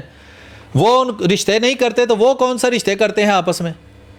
اگر آپ ایک بندہ ایسا دکھا دیں گے نا کہ وہابیوں کی شادی بریلویوں کے گھر ہوئی ہے، ویسے تو احمد رضا خان بریلوی صاحب کا بڑا سخت فتویٰ ہے کہ وہ نکاح ہی نہیں ہے، وہ خالص زنا ہے اور اولاد ولدو زنا ہے. یہ احمد رضا بریلوی صاحب جانے اور اللہ جانے اور آپ جانے. لیکن ہم احمدی مسلمانوں میں بھی آپ کو دکھا دیں گے کہ ان کی آپس میں شادیاں ہوئی ہیں وہابیوں کی احمدیوں کے ساتھ، بریلویوں کی احمدیوں کے ساتھ، شاید کسی جگہ کسی شیعہ کی بھی ہو. میں تو پرسنلی گواہ ہوں اس چیز کا کہ یہ شادیاں ہوتی رہی ہیں. سمجھ آ رہی ہے بات کی کہ اگلی بھی جا رہی ہے؟ تو بہرحال یہ ایک ڈرامے بازی تھی جو فوج کے کہنے پر کی گئی، عالمی پریشر. اور جو سعودی عرب ہے وہ تو دنیا ساری جانتی ہے کہ وہ یورپ کا اعلی کار ہے. یہ سعودی خاندان اور یہ سارا سلسلہ جو ہے یہ انگریزوں کے ساتھ معاہدات آج تو پڑے ہوئے ہیں وکیپیڈیا پر، ان کی لائبریریوں میں پڑے ہوئے ہیں، یہ کوئی چھپی ہوئی چیز نہیں ہے. اور یہ جو ہے اعلی کار تھے ان کے، آج بھی اعلی کار ہیں. اتنے 50-70 ہزار بندہ قتل کر دیا ہے انہوں نے. یہ سعودی عرب کیا کر رہا ہے وہاں بیٹھ کر ان کے خلاف، یہودیوں کے خلاف؟ کچھ بھی نہیں. یہ ان کا اعلی کار ہے. بہرحال دیکھیں پولیس افسروں کا بیان کرنے کی بھی ہدایت کی گئی کہ فسادات کے دوران میں گولی بارود کتنی مقدار میں حقیقتاً استعمال کی گئی، اس کے علاوہ پولیس کی فائرنگ سے کتنے آدمی ہلاک و مجروح ہوئے. یہ سارا کچھ ڈاکومنٹڈ ہے. یہ 10,000 جعلی جو ختم نبوت کے جعلی مجاہد انہوں نے شہید کر لیے ہیں نا، یہ کذاب ہیں، کذاب. جھوٹ بولتے ہوئے بالکل بے شرمی اختیار کر لیتے ہیں. ذرا شرم یا ان کو نہیں آتی کہ اپنی طرف سے رسول اللہ کا نمائندہ بن کر ان کی مسند پر بیٹھ کر سری جھوٹ بولتے ہیں، جانتے بوجھتے ہوئے کہ ہم جھوٹ بول رہے ہیں. بھئی ان سے بڑا منافق کون ہوگا؟ رسول اللہ نے فرمایا منافق کی 3 بڑی نشانیاں ہیں. جب بات کرے گا جھوٹ بولے گا، وعدہ کرے گا وعدہ خلافی کرے گا، امانت دو تو اس میں خیانت کرے گا. ٹھیک ہے جی. تو یہ لمبی تفصیل ہے اس کی، پہلے بھی میں دکھاتا رہا ہوں. یہ دیکھیں یہ ہے ممتاز دولتانہ جو پنجاب کا تھا وزیر اعلیٰ. تو یہ اس کی ساری فساد تھا اس کا، کہ اس نے فساد کروایا اپنے مفادات کے لیے کہ ملک میں فساد ہوگا، مرکزی حکومت گرے گی تو ہم مرکزی حکومت پر قبضہ کریں گے. اور اس میں شامل کون تھے؟ احراری. وہ کون تھے احراری؟ اور یہ جو جتنے بھی تھے یہ مودودی احراری، اور یہ جو تھے جمعیت علماء اسلام والے، جمعیت علماء ہند والے، یہ سب پاکستان کے قیام کے دشمن تھے. یہ جمعیت علماء اسلام 1946 کے مڈل میں جا کر جب پکا یقین ہو گیا کہ پاکستان بنے گا ہی بنے گا، تو ان میں سے الگ ہو کر تھوڑے سے لوگ جو ہے جمعیت علماء اسلام بن کر، تو یہ جناب وہ علی بابا اور 40 چور جو اس میں شامل ہو گئے. اس کی آپ پڑھیں وہ شبیر احمد عثمانی کی کتابیں، اس میں اس نے لکھا ہے کہ ہمارا مقصد یہ ہے کہ ہم اس میں شامل ہو کر اس پر قبضہ کر لیں. اور وہ انہوں نے کیا ہے قبضہ. بھائی جیسے شیطان کو اللہ تعالیٰ نے کچھ صلاحیت دی ہیں، ان کو بھی دی ہوئی ہیں، انہوں نے ملک پر قبضہ کر لیا ہوا ہے. ٹھیک ہے جی. تو یہ دیکھ لیں سارے پاکستان کی خفیہ ایجنسیاں اور یا پولیس کے جو خفیہ ادارے ہیں ان سے وہ لیتا رہا ہے سارا کچھ. تو آگے بڑی تفصیل کے ساتھ اس کو میں تھوڑا چھوٹا کر دیتا ہوں. اس میں واقعات لکھے ہیں وہ آپ دیکھ سکتے ہیں، اور صاف اس میں پتہ چلتا ہے کہ یہ جو ہے فساد کیا گیا تھا احمدی مسلمانوں کے خلاف سیاسی مفادات حاصل کرنے کے لیے. اور آج تک یہی مسئلہ ہے. کوئی مذہب سے ان کو محبت نہیں ہے، شیطان سے ان کو محبت ہے. خدا تعالیٰ کا الٹ ہے شیطان. خدا نور ہے، شیطان اندھیرا ہے. کسی سے کسی نے پوچھا اندھیرے کی کیا تعریف ہے، اس نے کہا روشنی کی غیر موجودگی ہی اندھیرا ہے. ایسے ہی شیطان کیا ہے؟ خدا تعالیٰ کا ایک احکام ہے، خدا ایک نور ہے، خدا کا دین نور ہے، قرآن نور ہے، نبی اکرم صلی اللہ علیہ وسلم کی ذات نور ہے. اس کے علاوہ سب اندھیرا ہے. جہاں یہ موجود نہیں وہ اندھیرا ہے، وہ شیطانی کام ہے سارے. تو بہرحال آگے دیکھیں. تو یہ لمبی تفصیل ہے، میں نے کہا یہ 350 صفحات ہیں. تو اس میں سے اگر آپ اندر سے بھی دیکھیں تو یہ اس میں بنیادی یہ دیکھ لیں احراریوں کے بارے میں لکھا ہوا ہے کہ احرار جو ہیں وہ خود اس میں لکھا ہوا ہے کہ پاکستان کے مخالف تھے، اب ملک میں فسادات کر کے یہ اپنی ساکھ بحال کرنا چاہتے ہیں، کیونکہ یہ مسلم لیگ کے مخالف تھے اور کانگریس کے حامی تھے. مسلم لیگ کے خلاف الیکشن لڑ کر 0 سیٹ حاصل کر کے ذلیل و خوار یہ ہو گئے. انہوں نے خود فیصلہ کیا اس 1953 کے بعد 1954 میں وہاں ملتان کے اندر انہوں نے کہ اب ہم مذہبی جو پراپیگنڈا ہے نا وہ سیاست کے طور پر کریں گے. یہ جو فضل الرحمان ہے، اس کا باپ تھا مفتی محمود الرحمان، اس کا بیان ریٹن موجود ہے، اس کی فتاوی محمودیہ کے اندر موجود ہے. اس نے وہ تاریخ لکھی ہوئی ہے کہ اس نے کہا کہ جب تک ہم سیاست میں شامل نہ ہوں گے ہم اس ملک پر قبضہ نہیں کر سکتے. اس لیے اس نے پھر سیاسی طور پر اپنا جو ہے وہ فوج کے ساتھ اور دوسرے سیاست دانوں کے ساتھ جو ہے وہ گٹھ جوڑ بنایا. اور آج وہ دیکھ لیں ہر وہ پارٹی کے اندر، ہر حکومت کے اندر گھسے ہوتے ہیں جو پاکستان کے دشمن تھے، پاکستان کے قیام کے ہی دشمن تھے، پاکستان کو پلیدستان سمجھتے تھے، اسلام کے دشمن سمجھتے تھے. آج یہی دیوبندی کہتے ہیں کہ پاکستان اسلام کے نام پر قائم ہوا، ختم نبوت کے نام پر قائم ہوا. تو تمہارے بابے پھر ختم نبوت کے دشمن تھے، اسلام کے دشمن تھے، کلمے کے دشمن تھے. تو آج دنیا بھول چکی ہے ساری. آپ پبلک کو دیکھیں، 26 کروڑ میں سے 26 لوگوں کو بھی نہیں پتا کہ پاکستان بنتے وقت کیا کیا انہوں نے گل کھلائے تھے، اور آج یہی پاکستان کے ٹھیکیدار بنے ہوئے. میں حیران رہ گیا، ویڈیو بھی میرے پاس لنک موجود ہے، کہ ایک احراری بابا ایک احراری چینل پر بیٹھ کر کہہ رہا ہے کہ مجھے قائد اعظم سے بڑی محبت تھی. میں مدرسے سے چھٹی لے کر قائد اعظم کو دیکھنے جایا کرتا تھا. ایسے مردود ہیں, لوگوں کی آنکھوں میں مٹی ڈال رہے ہیں, اور لوگ جناب وہ گوبھی کے پھول ہیں, جو ان کو بتاؤ وہ مان لیتے ہیں. یہاں لسانی سرکار کے لاکھوں فالوور ہو سکتے ہیں, مجھے لگتا ہے میں پیر بن جاؤں تو میرے کروڑوں فالوور بن جائیں گے, کہ جس کے مرضی پیچھے لگ جاتے ہیں, نہ سوچنا نہ سمجھنا کہ اگلا بندہ ہے کیا, اس کے پاس ہے کیا جس کے پیچھے لگ رہے ہو. تو بہرحال یہاں داڑھی رکھی ہوتی ہے, سفید امامہ پہنا ہوتا ہے, سفید کپڑے پہنے. انہوں نے کہا بابا جی حاجی صاحب سچ ہی کہہ رہے ہوں گے, یہ جھوٹ تھوڑا بول سکتا ہے اتنی سفید داڑھی رکھ کے. اچھا بہرحال یہ دیکھیں لمبی تفصیلیں ہیں.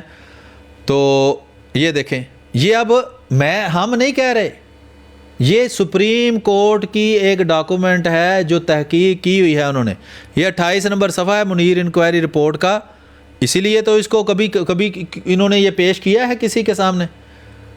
یہ کہتا ہے کہ احرار کے ہر لیڈر نے اپنے ہر اہم تقریر میں مسلم لیگ پر تنقید کی, اس کے لیڈروں پر نکتہ چینی کی, یہاں تک کہ قائد اعظم کو بھی نہ چھوڑا جن سے وہ سخت متنفر تھے, حالانکہ ان کی شخصیت ان دنوں مسلمان قوم کے واحد اور مسلمہ رہنما کی حیثیت سے قلوب عوام میں گھر کر چکی تھی. چونکہ قائد اعظم روشن خیال آدمی تھے اور مذہبی امور میں کسی نمود و نمائش کے قائل نہ تھے, اس لیے احرار نے ان کی اس خصوصیت سے ناواجب فائدہ اٹھا کر انہیں کافر کہنا شروع کر دیا. یہ شعر مولانا مظہر علی اظہر سے منسوب ہے, جو تنظیم احرار میں ایک ممتاز شخصیت ہے. اے ایک کافرہ کے واسطے اسلام کو چھوڑا, یہ قائد اعظم ہے کہ ہے کافر اعظم. اور یہ مظہر علی اظہر خود شیعہ تھا. یہ ہے ان لوگوں کی حقیقت, یہ ہے ان کا اندر. یعنی کہ دیکھیں, میں کوئی ایسے جیسے بعض پروگرام آپ دیکھیں نا, اس میں ایک بندہ کہانی سنا رہا ہوتا ہے, پتہ نہیں کہاں وہ بات لکھی ہے کہاں نہیں لکھی, کس نے کہی ہے کس نے سنی ہے, اس کے الفاظ کیا ہیں. تو میں آپ کے سامنے کتاب کھول کر بیٹھا ہوں, کتاب میں سے پڑھ کے سنا رہا ہوں, اور کتاب میں نے نہیں لکھی, آپ کی ہی کتاب ہے, آپ کی ہی تحقیق ہے.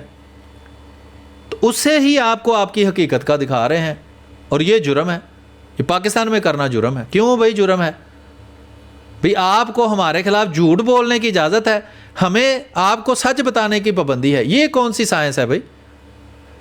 روحانی خزائن احمدی مسلمان کے پاس سے نکل آئے تو پرچہ ہے, اور غیر احمدی جعلی مسلمان اس کو سکرین کے اوپر ٹیبل کے اوپر پوری روحانی خزائن کی 23 جلدیں سجا کر ویڈیو بنائے تو حلال ہے. اور بھئی اگر میرا رکھنا اس کو جرم ہے تو اس کا رکھنا کیسے حلال ہو گیا ہے؟ اس کو کون سے ادارے نے لائسنس دیا ہے کہ تم رکھ کر بیٹھ جاؤ؟ اس میں سے جو جھوٹ پڑھ کے وہ سنائے گا, اپنا جھوٹ بنا کے اس کی طرف منسوب کر کے سنائے گا, اس کو اجازت ہے تو مجھے بھی اجازت دو. یہ مساوات, رواداری, یہ ڈرامے بازیاں بند کرو. یہ عدالتیں بنائی ہوئی ہیں, ڈرامے بازی کی ہوئی ہے. وہاں جاؤ, جا کر فوجیوں کے وہاں جوتوں کے اندر اپنی کوئی بلڈنگ بناؤ اور وہاں بیٹھو. کوئی انسانیت بھی کوئی چیز ہوتی ہے کہ نہیں؟ غیرت ایمان بھی کسی چیز کا نام ہے کہ نہیں؟ سنے ہیں ان چیزوں کے نام کبھی کہ نہیں؟ کہ اگر میرے پہ پابندی ہے میں روحانی خزائن نہیں رکھ سکتا, تو یہ مولوی کس لیے رکھ سکتا ہے بھائی؟ اس کو کون سا لائسنس ہے, کون سی آئین میں لکھا ہے, یا کون سے ادارے نے ان کو اجازت دی ہے کہ وہ کتاب رکھ لے جس کی مجھ پر پابندی ہے, اور وہ اس پر جھوٹ بول کر لوگوں کو.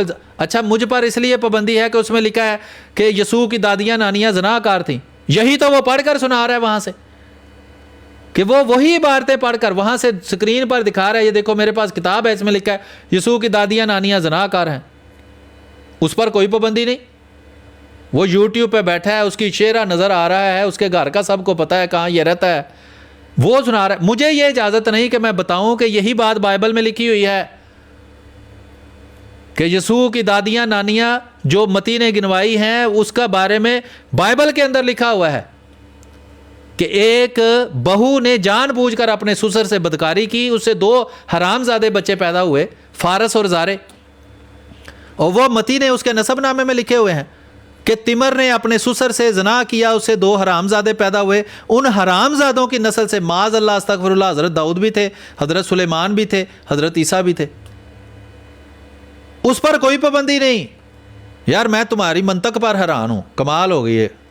تم سارے جج اکٹھے ہو کر کسی محفل میں تو بیٹھو انسان کے بچوں کی طرح, کہ میں تم سے پوچھوں کہ روحانی خزائن پر پابندی ہے کہ جو یہ کہے کہ ان کے بائبل میں لکھا ہے کہ یسوع کی 3 دادیاں نانیاں زناکار تھیں, اس پر پابندی لگا دو, اور اس بائبل پر پابندی نہ لگاؤ جو انبیاء کی نسل کو گندہ کر کے دکھاتی ہے. اس پر تم پابندی نہیں لگا سکتے. اگر اپنے ہی باپ کے ہو نا تو بائبل پر مجھے پابندی لگا کر دکھاؤ, لیکن نہیں لگا سکتے. جدا کھائیے وہ گن گائیے ہیں جی. جس سے بھیک مانگتے ہو, جس روپے کے لیے اپنا ایمان بیچتے ہو, اس پر کیسے تمہاری کیا جرت ہے کہ اس پر پابندی لگاؤ؟ وہ تو یہاں لاہور کی سڑکوں پر بانٹی گئی ہیں اس 25 دسمبر کو. وہی بائبل ہے جس کے اندر یہ سارا گند لکھا ہوا ہے. اور بھی بہت کچھ لکھا ہے کہ ایک حضرت لوط علیہ السلام کی 2 بیٹیوں نے ان کو شراب پلا کر ان سے زنا کیا اور ان سے بچے پیدا کیے. حضرت داؤد علیہ السلام نے چھت پر سے اپنے فوجی کی بیوی کو نہاتے ہوئے دیکھا, اس کو گھر بلا کر اس سے بدکاری کی, اس سے اولاد پیدا ہوئی اور اس کے میاں کو فوج پر جنگ پر بھیج کر مروا دیا. پھر اسی عورت سے حضرت سلیمان پیدا ہوئے. لگاؤ اپنے باپ کے ہو تو اس بائبل پر پابندی. نہیں ہو, نہ تمہارے اندر غیرت ہے, نہ شرم ہے, نہ حیا ہے, نہ عقل ہے, کچھ ہے ہی نہیں. صرف بدماشی ہے کہ ہم جی تعداد میں زیادہ ہیں, ہم بدماش ہیں, ہم جو مرضی کریں گے, اور کچھ بھی نہیں ہے. نہ غیرت, نہ شرم, نہ حیا, کچھ بھی نہیں ہے تمہارے لوگوں کے اندر, ہیں جی؟ ہے جرت؟ تو یہ ہیں وہ لوگ, ایک کافرہ کے بعد جو خود شیعہ ہے مظہر علی اظہر, اور وہ دوسرے شیعہ کو کافر بنا رہا ہے تاکہ 2 کوڑی جو ہے نا وہ حاصل کر کے اپنا ایمان بیچ سکے, بس پیسوں کی خاطر, بس اور کچھ بھی نہیں. اور یہی جو ان کو کافر اعظم کہنے والے, پاکستان کو پلیدستان کہنے والے, آج پاکستان کے ٹھیکیدار بن گئے ہیں. اور جو اس پاکستان کو بنانے والے ہیں وہ آج پاکستان میں غیر مسلم قرار, ان کو نہ فوج میں اچھے عہدوں پر بھیجو, نہ جج بننے دو, نہ جناب ان کو یہ ہے. اسی لیے یہ ملک جو ہے جو پہلے ترقی کر رہا تھا اب ڈوب رہا ہے, کہ جب تک اس کو اچھی طرح ڈبو نہ لیں گے تب تک اس کی جان نہیں چھوڑنے والے. تو یہ بے انتہا تفصیل ہے اس کے اندر. تو ہر اس طرح کی ڈاکومنٹ آپ جب بھی تحقیق کریں گے آپ کو یہی پتہ چلے گا کہ یہ وہی 72 فرقے ہیں جس کے بارے میں نبی اکرم صلی اللہ علیہ وسلم نے فرمایا تھا کہ یہ جہنمی ہے. جہنمی, یہ جہنمیوں والے کام ہیں, اور کون جنتیوں والے کام کر رہے ہیں. یہ نشانی کیا ہے؟ ما انا علیہ و اصحابی. دیکھنا کہ کوئی ایسی قوم ہے جو میرے اور میرے صحابہ جیسا عمل کر رہی ہو, جس کے ساتھ میرے اور میرے صحابہ جیسا سلوک کیا جا رہا ہو. یہی ایک علامت بتائی ہے. دوسری علامت بتائی ہے الجماعت. وہ جماعت ہوگی. جماعت کون ہوتی ہے؟ جس کے اندر نظام ہو, جس کا ایک امام ہو. امام نہ ہو تو جماعت نہیں ہوتی. بھئی 50,000 بندہ بھی اگر کھڑا ہو کے نماز پڑھے بغیر امام کے تو وہ کوئی جماعت نہیں ہے. جماعت تبھی ہوگی جب ان کے سامنے ایک امام کھڑا ہوگا. پوری دنیا میں ایک ہی جماعت ہے جس کا پوری دنیا میں ایک امام ہے, وہ جماعت احمدیہ ہے. 2 ہی نشانیاں رسول اللہ نے بتائی تھیں, ایک میرے اور میرے صحابہ جیسا ان کا عمل ہوگا, ان سے سلوک ہوگا. دوسرا وہ الجماعت ہوگی. تو باقی جتنی بھی جماعتیں بنی ہیں, یہ جماعت اسلامی, جماعت فلانا فلانا ٹمکانا, یہ سب جماعت احمدیہ کی نقل کر کے بنی ہے اور جماعت احمدیہ کے بعد بنی ہے. ٹھیک ہو گئے؟ تو بہرحال یہ لمبی تفصیل ہے, یہ آپ دیکھ سکتے ہیں. اور اس میں یہ دیکھیں, یہ ہے ان کے اکابر کی اوقات جن کو یہ بہت بڑے علامے فہمے بنا کر پیش کرتے ہیں, ختم نبوت کے مجاہد. اور ان کے گند کو آج ہم اپنی آنکھوں سے اس دنیا میں دیکھ رہے ہیں. یہ ہیں ان کے وہ گند سے بھرے ہوئے اکابر. ہم نہیں کہہ رہے, ہم تو آپ کو عبارت پڑھ کر اوپر سے سنائیں گے. سپریم کورٹ, یہ آپ کو فیصلہ اچھا لگ رہا ہے نا جو چھوٹی ساری کورٹ نے کیا ہے, تو سپریم کورٹ کے جو جسٹس, چیف جسٹس نے فیصلے کیے ہیں آپ کے بابوں کے بارے میں, وہ بھی لوگوں کو پڑھ کے سناؤ, ان کو بھی مانو. کہ وہ کہتا ہے کہ اس کانفرنس میں احرار کے مقبول عام خطیب سید عطا اللہ شاہ بخاری نے احمدیوں کے خلاف 5 گھنٹے ایک نفرت آمیز تقریر کی, جس میں انہوں نے ایسی باتیں کہیں جس سے صرف یہ مقصود تھا کہ سننے والوں کے دلوں میں احمدیوں کے خلاف نفرت کی آگ بڑھ گئی. انہوں نے اپنی تقریر میں امن و امان کے دعوے کے ساتھ ساتھ نہایت پست قسم کی دشنام ترازی اور مسخری سے کام لیا. یہ ہے اوقات تمہارے, یہ ہے رسول اللہ صلی اللہ علیہ وسلم کے اصل وارث. دشنام تراز, گالی باز, گندی گالیاں اور فوش گفتگو کرنے والے تمہارے اکابر تھے. ان کو رسول اللہ کا اصل وارث کہتے ہو. نفرت پھیلانے والوں کو, شر پھیلانے والوں کو شریر لوگ ہیں. کیا رسول اللہ, کیا ما انا علیہ صحابی یہ ہیں دشنام تراز اور مسخرے اور فسادی اور لالچی, ٹکے ٹکے پر بکنے والے؟ یہ ہے ما انا علیہ صحابی. ہم ہیں ما انا علیہ صحابی جو اس گندی فوج کے تابع دار نہیں بنے, جس کی وجہ سے ہمارے خلاف قانون بنائے گئے, ہمیں آج تک تکلیفیں دی جاتی ہیں. نہیں بنیں گے. جو بھی اس فوج کو سجدہ کرتا ہے وہی پاکستان میں حکومتوں میں آتا ہے, اسی کو یہاں عہدے دیے جاتے ہیں, اسی کو سارا کچھ ملتا ہے. اگر جماعت احمدیہ بھی اس فوج سے سودا کر لیتی تو جماعت احمدیہ کو بھی, جیسے وہابی, دیوبندی, شیعہ, بریلوی کو کوئی مسئلہ نہیں پاکستان میں. یہ انجینئر محمد علی مرزا پر گستاخی کا الزام لگا ہے, جس وجہ سے جماعت احمدیہ کی کتابوں پر پابندی لگائی گئی ہے, اسی وجہ سے اس پر پرچہ ہوا ہے, اس کو آرام سے چھڑوا کے لے آئی ہے فوج. یہ ہے کمال, اور کچھ بھی نہیں. آواز آ رہی ہے میری ٹھیک؟ جی میر صاحب السلام علیکم, آپ کی آواز صحیح آ رہی ہے. جی السلام علیکم میر صاحب. وعلیکم السلام.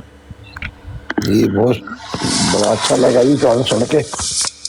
جزاک اللہ. اج کل ہوں ختم نبوت دا میرا خیال کوئی سوال یا جواب نہیں رہ گیا, تے ہن ویک 2 ویک پہلے ایک پروگرام کیتا انہوں نے کہ پاکستان بنان دے حق وچ نہیں سانے بندی. ہاں جی, ہاں جی. انا للہ و انا الیہ راجعون. ہاں جی, جڑے قائد اعظم نو منا کے واپس لے آئے سی, وہ بنان دے حق وچ نہیں. نہیں دیوبندی تو حق میں تھے نا, یہ جو جمعیت علماء ہند تھے, احراری تھے, مودودی تھا, یہ تینوں تو حق میں تھے نا. تے میر صاحب کدو موقع ملے تے انکوائری رپورٹ جنا 1953 دی کیانی دی, جسٹس کیانی تے جسٹس منیز, اس رپورٹ بڑے انہوں چھتر مارے گئے نے کہ تے کہندے سی پلیدستان ہے اور قائد اعظم نو کافر اعظم کہندے سی. ہاں یہ وہی رپورٹ ہے, یہ آپ کے سامنے کھلی ہوئی ہے, پتہ نہیں آپ شاید ادھر ادھر تھے کہیں. یہ وہی رپورٹ ہی کھولی ہوئی ہے میں نے, یہ IPDF.org پر میں نے رکھی ہوئی ہیں یہ سارے دستاویزات, یہ ساری پڑھی. اچھا میر صاحب, یہ کل ہی کی بات ہے کہ ایک ہمارے آتے ہیں کینیڈا سے نا ربی صاحب, ان کو آگے کہہ رہے تھے جی جو مبارک ثانی کیس میں جو سزا ہوئی ہے وہ پڑھو جی, وہ قرآن شریف پڑھنے یا سکھانے پہ نہیں ہوئی, وہ روحانی وہ اس کو تفسیر صغیر کو قرآن شریف مانتے ہی نہیں ہیں, اس طرح کر کے وہ بول رہے تھے. چلیں بولنے دیں, جو جب کوئی بات کرے گا پھر دیکھیں گے. یہ تو جو مرضی کہتا رہے. تفسیر صغیر کو قرآن نہیں مانتے تو نہ مانے, اس سے کیا مسئلہ ہے؟ وہ تو ہے ہی قرآن اور اس کی ساتھ ترجمہ اور تفسیر ہے. یہ اس کو قرآن نہیں مانتے تو پھر وہ جو غار میں چھپا ہوا 12واں امام ہے ان کا, اس کے قرآن کو مان لیں جس میں 12 اماموں کا ذکر ہے اور ان پر لعنتیں کی گئی ہیں باقیوں پر. بہرحال یہ ایسے ہی فضول گویا ہیں اور کچھ بھی نہیں. اس میں احمدیوں کے متعلق ہلکے اشارے کیے اور پاکستان کے ساتھ وفاداری کا اظہار کیا. جب اس کے بعد جون 1948 میں ایک جج کا منعقد ہوا, پاکستان کی حمایت میں زیادہ وضاحت سے اظہار جذبات کیا, اور اس کے ساتھ یہ اشارہ بھی کیا کہ احرار مسلم لیگ میں شامل نہیں ہو سکتے کیونکہ اس میں چودھری ظفر اللہ خان اور میاں افتخار الدین جیسے لوگ موجود ہیں جن کے عقائد اسلام کے خلاف ہیں. ٹھیک ہے جی. اور اس سے پہلے دیکھ لیں, یہ مسلم لیگ میں احرار شامل نہیں ہو سکتے, لیکن چودھری ظفر اللہ خان صاحب رضی اللہ تعالیٰ عنہ مسلم لیگ میں شامل تھے. تو یہ پاکستان کا قیام خود بتا رہا ہے کہ مسلم لیگ میں مسلمان ہی شامل تھے, اور قائد اعظم بھی مسلمان تھا, چودھری ظفر اللہ خان صاحب بھی مسلمان تھے. اگر اس کو اس سے اختلاف ہوتا تو وہ ان کو مسلم لیگ میں شامل ہی نہ کرتا. اگر وہ ان کو مسلم ہی نہ سمجھتا تو مسلم لیگ میں کیا کر رہے تھے؟ وہ مسلم لیگ تھی ہی مسلمانوں کی جماعت. ٹھیک ہو گیا جی. تو اگر احراری جو ہیں, احراری تو کانگریسی تھے, ٹکے پر بکنے والے لوگ تھے, یہ تھڑا چھاپ قسم کے لوگ تھے, اور کوئی اس میں کوئی ایسی کاریگری بھی ان میں نہیں تھی. ٹھیک ہے جی. تو وہ مسلم لیگ کے مخالف تھے کانگریس کی وجہ سے, کیونکہ یہ کانگریسی ٹٹو تھے. ابوالکلام آزاد نے کانگریس کے جلسے میں مجلس احرار کی بنیاد رکھی تھی تاکہ پنجاب کے اندر مذہبی ڈرامے بازیاں کر کے, مذہبی ٹچ دے کر مسلم لیگ سے توڑ کر کانگریسی لوگوں کو بنایا جائے. یہ ہے احرار کی 2 لفظوں میں کہانی, یا ہے محبت یا ہے جوانی. اچھا آگے چلتے ہیں. یہ دیکھیں, بہرحال یہ وہ کرتے رہے. 2 احراری لیڈروں کی گرفتاری. اچھا یہ دیکھیں, میجر محمود صاحب فوج کے ایک میجر تھے احمدی مسلمان, ان کو انہوں نے قتل کیا. ایک نوجوان فوجی افسر میجر محمود جو احمدی تھا نہایت وحشیانہ طریقے سے قتل کر دیا گیا. یہ ہے دہشت گرد. یہ کیا اسلام کی تعلیم ہے کہ ایک معصوم بندہ کہیں سے گزرا ہے اس کو پکڑ کے قتل کر دو, اور جھوٹ پہ جھوٹ اس کے بارے میں پھر پھیلاتے ہیں. اور نہ صرف احمدی مسلمانوں کو, ایک پولیس والے کو انہوں نے قتل کر دیا. یہ جو مسجد وزیر خان ہے, اس کے اندر وہ گیا ان کو سمجھانے, اس کو پکڑ کر قتل کر کے اس کی لاش نالے میں انہوں نے پھینک دی, اور اس پر جھوٹا الزام لگا دیا کہ اس نے قرآن کی توہین کی ہے. یہ اس قدر ذلیل لوگ ہیں کہ آپ سوچ نہیں سکتے. سمجھ سکتے ہیں کہ ایک احمدی بھی نہیں ہے، صرف اس لیے کہ وہ ان کا مخالف تھا، اس پر الزام لگایا کہ اس نے قرآن کو ٹھڈے مارے ہیں۔ ایسے بے شرم لوگ ہیں یہ کہ ایک مسلمان قرآن کو ٹھڈے مار سکتا ہے، لیکن وہ غیر احمدی مسلمان پر یہ الزام لگا کر اس کو قتل کیا، اس کی لاش نالے میں پھینک دی پولیس والے کو۔ اس کے بعد پھر جو ان کا انہوں نے حشر کیا ہے، وہ ظاہری بات ہے کہ اندر یہ سارا کچھ چھرے مار کر ان کو ہلاک کر دیا۔ اور کس کے کہنے پر؟ ملا کے کہنے پر۔ وہ کہتا ہے نا، ایک سیانے نے کہا ہے کہ دین کافر فکر و تدبیر جہاد، دین ملا فی سبیل اللہ فساد۔ یہ ان کے ماموں جان ہیں، ان کا نام ہے اقبال، اس نے کہا ہے، اور اس کو بڑا ہمارے سامنے پیش کرتے ہیں۔ اس کی بھی ادھر کتابیں میں نے رکھی ہوئی ہیں کہ جو وہ ان کے بارے میں خیالات رکھتا تھا۔ آگے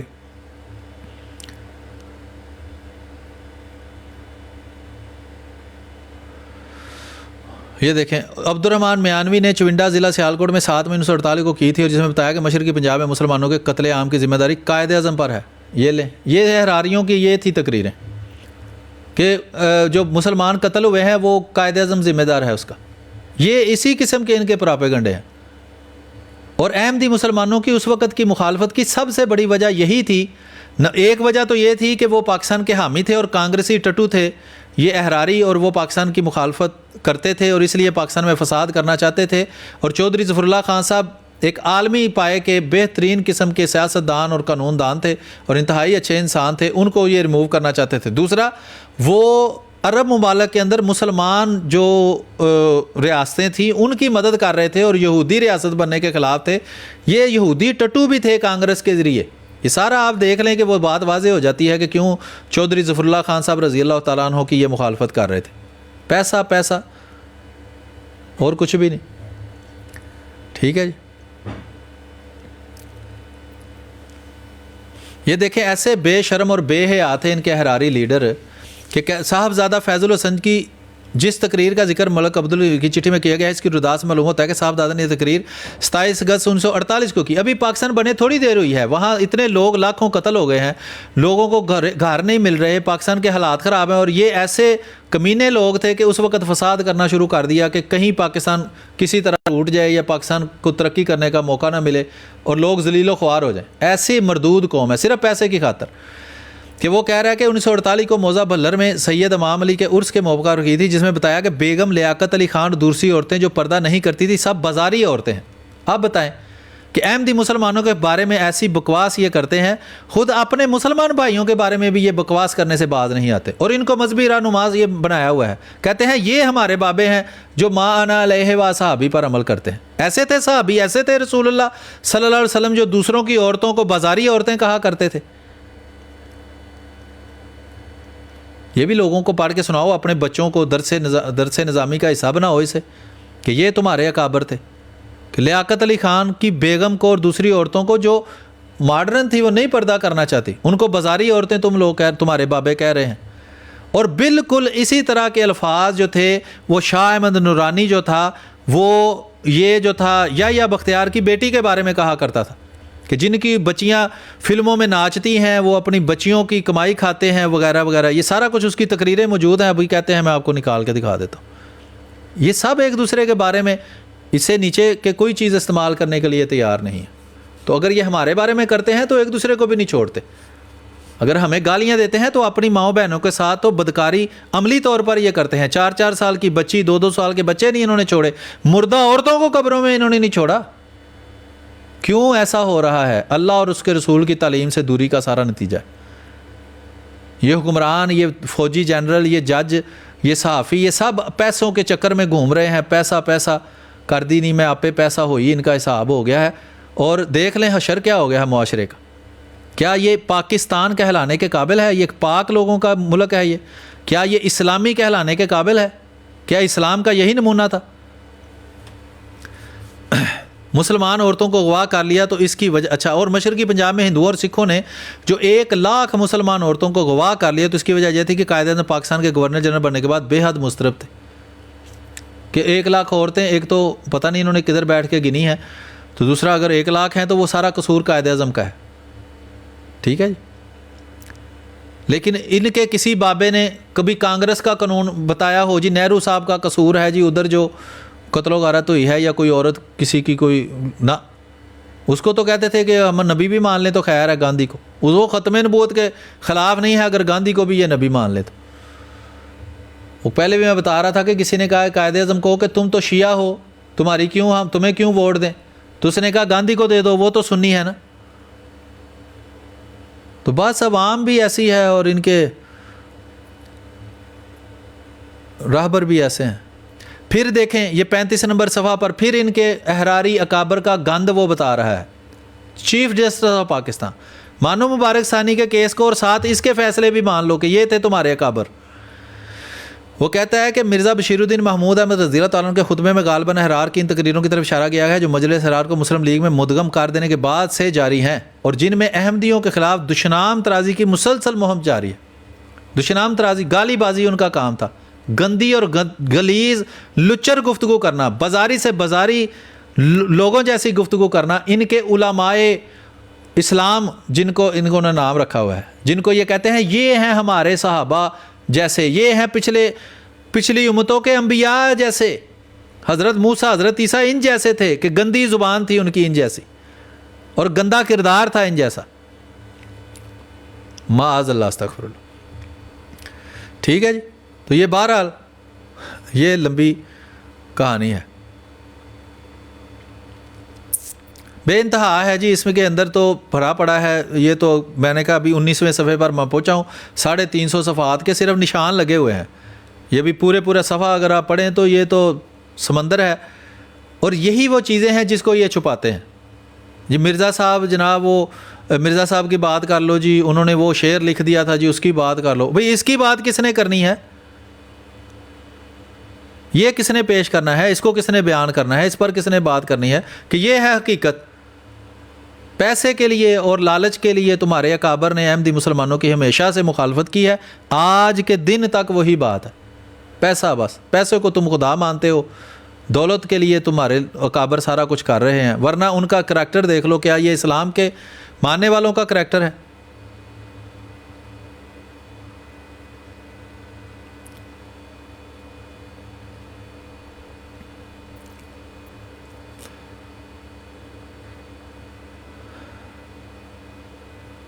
یہ دیکھیں پھر 20 فروری 1950 کو شعبہ قانون کے مشیر نے ماسٹر تاج الدین صدر مجلس احرار، عام بندہ نہیں، اور جو تھڑا چھاپ تھا وہاں صدر مجلس بنا ہوا تھا، کو طلب کر کے تنبیہ کی کہ چودھری ظفر اللہ خان اور جنرل نذیر احمد جیسے معزز و مقتدر ارکان مملکت کو گالی گلوچ کا نشانہ بنانے کا اچھا نتیجہ نہ ہوگا۔ صاف لکھا ہوا ہے، پہلے تو دشنام ترازی کر کے ذرا اس کو لپیٹا ہوا ہے نا اس میں، تو ابھی صاف لکھا ہوا ہے کہ گالی گلوچ کیا کرتے تھے آپ کے اکابر، جن کو آپ کہتے ہیں کہ یہ ہیں مان علیہ وصحبہ،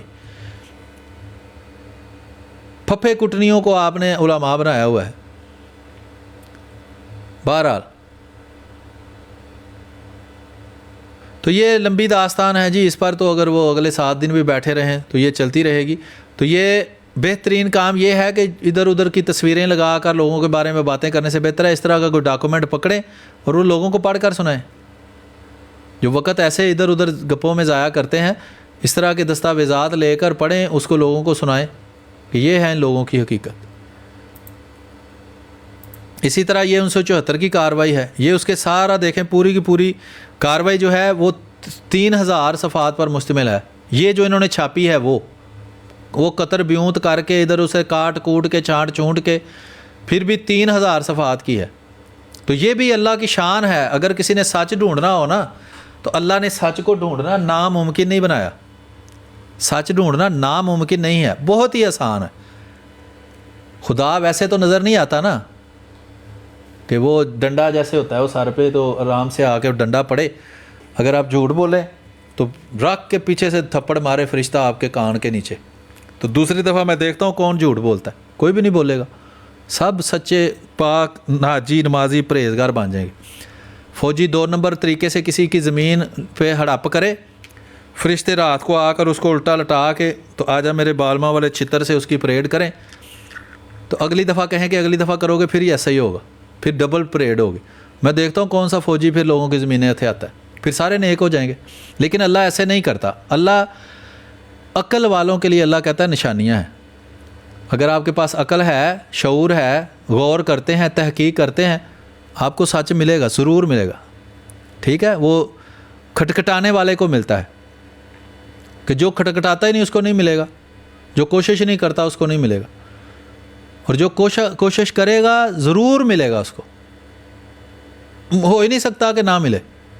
اور یہی ہماری کوشش ہے کہ وہ لوگ جو نہیں زیادہ محنت کر سکتے یا کرتے, ان تک بھی وہ چیزیں پہنچائی جائیں جن کو ہر بندہ ویریفائی کر سکتا ہے. ہر باشعور باعقل بندہ اس چیز کو ویریفائی کر سکتا ہے. واقعی لکھا ہوا ہے, اگر واقعی لکھا ہوا ہے اس کے باوجود آپ کہتے ہیں نہ مانوں, تو کوئی بات نہیں. ما علینا الا البلاغ المبین. ہمارا تو فرض ہے کہ آپ کو بات سمجھائیں, پہنچائیں, حجت تمام کریں. حجت تمام ہو گئی, بس ہمارا کام ہو گیا. اب اگلے جگہ پہنچے. جی کوئی بات کریں, پھر کوئی بات کرنا چاہتا ہے جو اوپر بیٹھے ہیں؟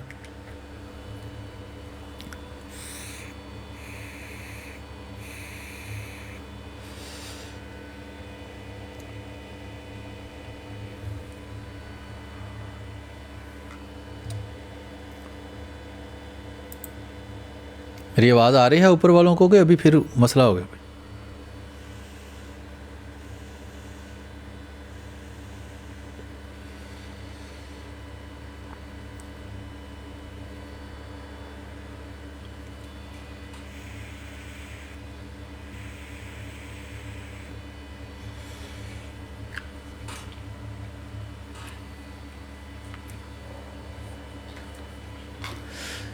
جی اوپر جو دوست بیٹھے ہیں, میری آواز آ رہی ہے؟ سو گئے ہیں, اچھا کوئی بات. تو بہرحال یہ ہے عرض گزارشات ہیں. جی دیکھیں, کوئی ایسی بات تو نہیں ہے کہ جو کسی باشعور کے سامنے کی جائے تو وہ کہے نہیں جی یہ تو بالکل لا یعنی باتیں ہم کر رہے ہیں. تو وہ ایک ننھا منا مجاہد آیا تھا. دیکھیں یہ ہماری قوم کا حشر ہو چکا ہے کہ چھوٹے چھوٹے بچوں کے دماغ میں یہ گھسا دیا ہوا ہے کہ قادیانی کافر ہیں. ٹھیک ہے, کہتے رہو کافر, کوئی فرق نہیں پڑتا. یہ صرف احمدی مسلمانوں کے بارے میں نہیں گھسایا ہوا, ہر فرقے نے ہر دوسرے فرقے کے بارے میں یہ گھسایا ہوا ہے. دیوبندیوں کی مسجد میں جاؤ, میں ہر مسجد میں گیا, کوئی ہمارے علاقے کی دیوبندی, وہابی, شیعہ, بریلوی, کوئی ایسی مسجد نہیں ہمارے علاقے کی جس میں نہیں گیا. اور ان کی خطبے, جلسے, جلوس سب کچھ ہم نے سنا ہوا ہے, اور ان کے اندر باہر سب کو ہم جانتے ہیں. بٹ صاحب نہیں, بٹ صاحب کھراٹے مار رہے ہیں, انہوں نے مائک میوٹ کیا, انہوں نے آواز کتوں آنی نہیں آ رہی. ایک منٹ نا, میں دوبارہ اس کو ڈسکنیکٹ کر کے کنیکٹ کرتا ہوں. پہلے بھی یہ مسئلہ ہوا تھا کہ ہیڈ فون جو ہے نا وہ ڈسکنیکٹ ہو گیا تھا, اس وجہ سے مجھے اوپر والوں کی آواز نہیں آتی. میں ڈسکنیکٹ کر کے کرتا ہوں.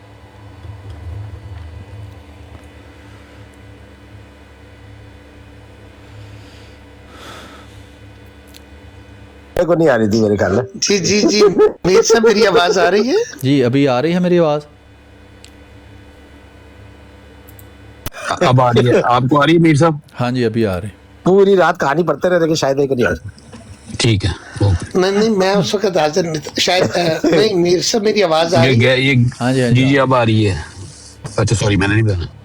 میں میر صاحب سے کہہ رہا تھا کہ وہ تھوڑا سا وہ دلچسپ, وہ میر صاحب اس کے اندر گوتے مار رہے تھے اس کی کتاب رپورٹ کے اندر. آپ کہتے وہ ایک سیکنڈ میری آواز آ رہی ہے کہ نہیں آ رہی؟ سیکنڈ گزر گیا سر. میری آواز آ رہی ہے, بول ہی نہیں رہے. تو میں یہ کہہ رہا ہوں کہ وہ جو ہے نا جسٹس منیر اور کیانی کی عدالت میں جب مسلمان کی تعریف والا موضوع شروع ہوا تو تھوڑا سا دوستوں کی دلچسپی کے لیے وہ بھی بتا دے, وہ بڑا دلچسپ پہلو. ہاں جی, آپ کا احمدیوں کو غیر مسلم قرار دلوانا چاہتے ہیں تو آپ مسلمان کی تعریف بیان کریں, کیونکہ یہ سب سے بنیادی چیز ہوتی ہے. کسی چیز کی تعریف کریں تو پتہ چلتا ہے کہ دوسرا جو ہے وہ اس پر پورا اترتا ہے یا نہیں. تو ابھی 1400 سال میں تو آپ سے تعریف ہوئی نہیں, تو 14 دنوں میں کیا تعریف کرو گے؟ بہرحال ان سب نے تعریف کی تو اس نے کہا کہ اب آپ الگ الگ تعریف کر کے لے آئے ہیں, اگر میں ایک کی تعریف مانوں تو باقی سب کے مطابق میں خود کافر بن جاتا ہوں. تو یہ ان کا حال ہے, آج بھی یہی صورتحال ہے کہ سب ایک دوسرے کو کافر سمجھتے ہیں. حقیقی کافر سمجھتے ہیں. کوئی کسی کے پیچھے نماز پڑھنے کو جائز نہیں سمجھتا, اور یہ ایسی چیز نہیں ہے کچھ چھپی ہوئی ہے. ہاں اگر کوئی بغیر بتائے کسی کی مسجد میں جاتا ہے, وہاں کچھ کرتا ہے, تو وہ اس کو کچھ نہیں کہتا, تو اس سے یہ ثابت نہیں ہو جاتا کہ جو ہے وہ جو سچ جھوٹ ہے یا جھوٹ سچ ہے. پبلکلی ویڈیو کے اندر ان کے بڑے بڑے علماء بیانات موجود ہیں کہ وہ ان سے پوچھتے ہیں جی وہ امام کعبہ کے پیچھے نماز جائز ہے؟ اس نے کہا نہیں جائز, سیدھی بات, نہیں پڑھتے وہ نماز. اور دیوبندی بریلویوں کے پیچھے نہیں پڑھتے, بریلوی وہابیوں کے پیچھے نہیں پڑھتے. اگر کوئی بندہ اپنے آپ کو وہابی کہتا ہے اور وہ سب کے پیچھے پڑھ لیتا ہے تو یہ اس کا ذاتی فعل ہے, اس سے اس کے فرقے کی نمائندگی نہیں ہوتی. اس کی نمائندگی کون کرتے ہیں؟ ان کے علماء جو اکابر ہیں, ان کی کتابوں میں واضح لکھا ہوا ہے یہ کافر مرتد زندیق اسلام سے خارج ہیں, ان کے پیچھے نماز حرام ہے, ان کا ذبیحہ حرام ہے. ٹھیک ہے جی, یہ ذبیحہ کیا ہوتا ہے؟ یہی قربانی ذبیحہ ہوتا ہے, تو حرام ہے تو ظاہری بات ہے کہ ان کے لیے ناجائز ہے. اگر احمد رضا خان بریلوی صاحب کا دین آ جائے تخت کے اوپر, جیسے خادم حسین رضوی صاحب کی کوشش تھی, تو انہوں نے فتاوی رضویہ کو آئین پاکستان بنا دینا ہے. اس میں لکھا ہوا ہے دیوبندی وہابی شیعہ بریلوی صاحب کافر مرتد زندگی کے ماں باپ کا نکاح ممکن نہیں, جو ہم آپس میں کریں زنا خالص ہے, اولاد ولد زنا ہے. یہ آئین پاکستان کی شک نمبر 1 ہوگی. تو پھر آپ کیا کریں گے؟ سب کی مسجدیں توڑنی پڑیں گی, سب کی قربانیاں چھین کر لے جائیں گے بریلوی. تو یہ آئین, یہ دیکھیں 74 کی اسمبلی کی کارروائی ہے. تو میں نے عرض کیا کہ 3000 صفحات پر مشتمل ہے یہ, اور اس میں 200-300 صفحے کی پوری کتاب غیر احمدیوں کے اندر آئین پاکستان میں شامل کر دی گئی ہے. لیکن یہ محضر نامہ جو جماعت احمدیہ نے وہاں جمع کروایا تھا, اور خلیفۃ المسیح ثالث حافظ مرزا ناصر احمد رحمۃ اللہ علیہ نے جو پڑھ کر وہاں 2 دن سنایا تھا, وہ اس کارروائی میں شامل ہی نہیں کیا گیا. اور اس میں کیا تھا؟ یہ وہ محضر نامہ الگ سے بھی چھپا ہوا ہے, یہ آل اسلام سے بھی مل جائے گا آپ کو, اس پر بھی میں نے رکھا ہوا ہے. یہ اس کے 2 ایڈیشن ہے, ایک کمپیوٹرائزڈ ہے اور ایک پرانا ایڈیشن ہے, اسلام انٹرنیشنل پبلیکیشن نے شائع کیا تھا. یہ 900 صفحات پر مشتمل ہے, اور جو قرارداد وہ پیش کی گئی تھی اس میں جو اعتراض کیا گیا تھا کہ یہ مسلمان نہیں ہیں, یہ تو جی جہاد کے منکر ہیں, یہ وہ جو بھی اعتراضات انہوں نے کیے, تفصیلی جواب اس کا اس میں دیا, لکھ کر ساری اسمبلی کے ممبران میں اس کو تقسیم کیا گیا. اور وہاں 2 دن اس کارروائی کے اندر خلیفۃ المسیح ثالث نے یہ پڑھ کر سنایا تھا. لیکن یہ چھپی ہوئی کارروائی جو ہے اس میں اس کو شامل ہی نہیں کیا گیا. اور اللہ کی شان ہے, اللہ نے جھوٹے کو جھوٹا اور سچے کو سچے ثابت کرنا ہوتا ہے. یہ اللہ وسایہ نے ایک کتاب شائع کی تھی 197 کے 200 صفحات پر مشتمل. جب پابندی تھی اس کی کارروائی کو شائع کرنے میں, اس نے یہ لکھا تھا کہ یہ مکمل کارروائی ہے جو کہ اصل کارروائی سے لے کر ہم شائع کر رہے ہیں, اور اس میں سارا جھوٹ جمع نفی کر کے اس میں سے عبارتیں نکال کر اپنی عبارتیں ڈال کر اس نے شائع کیا تھا. وہ بھی آج تک موجود ہے, اور آج تک ان کی ویب سائٹوں پر پڑی ہوئی ہے. کہاں 3000 صفحات کی یہ کارروائی, اور کہاں وہ 200 صفحے کی کارروائی جس میں سارا کچھ کانٹ چھانٹ کر کئی سال تک, یہ 36 سال بعد یہ شائع ہوئی ہے. اور وہ اس نے کہیں 90 کی دہائی کے اندر اس نے وہ کتاب ایک بار شائع کی تھی, بعد میں سن 2000 میں اس نے دوبارہ اس کا نام بدل کر شائع کی 200 صفحات میں. یعنی مسلسل ڈٹائی کے ساتھ, انتہائی بے شرمی کے ساتھ جھوٹ بولنا ان کے لیے کوئی مسئلے مسائل والی بات نہیں ہے, کیونکہ نہ یہ اللہ کو مانتے ہیں نہ اللہ کے رسول کو مانتے ہیں. یہ پیسے کے پجاری ہیں, جھوٹ ان کا کاروبار ہے, اور اس کے علاوہ ان کو کچھ نہیں آتا. ٹھیک ہے جی. تو یہ کارروائی ہے, اس کے جو نوٹس ہیں نا خالی, یہ ان 12-13 دنوں کی کارروائی کے نوٹس ہیں جس میں خلیفۃ المسیح ثالث سے سوال جواب ہوئے ہیں یا بختیار کے, اور اس کے بعد آخر پہ جا کر کچھ مولویوں نے بھی اپنی طرف سے کوئی سائنس لڑانے کی کوشش کی اور وہ بات کرنے کی کوشش کی. مولوی کہتے تھے کہ یا بختیار نے ہمیں ذلیل کروا دیا ہے, یا بختیار کہتا تھا کہ مولویوں نے ہمیں ذلیل کروا دیا ہے, اور وہاں جو چیئرمین تھا وہ بھی کہتا ہے کہ انہوں نے ہمیں ذلیل کروا دیا ہے, جعلی حوالے بنا کر, اور کوئی تحقیق ان کی نہیں تھی. پرانی کتابوں سے جو جھوٹ ان کے اندر لکھا ہوا تھا وہ ان کتابوں سے پڑھ کر جھوٹ بتا دیتے تھے. بعد میں جب ان سے اصل حوالہ مانگا جاتا تھا وہ حوالہ ہوتا ہی نہیں تھا, وہ ملتا بھی نہیں تھا. تو یہ سارے باجماعت ذلیل ہوتے رہے ہیں وہاں. سمجھ آ رہی ہے بات کی؟ تو اس کارروائی کے نوٹس جو ہیں وہ یہاں 631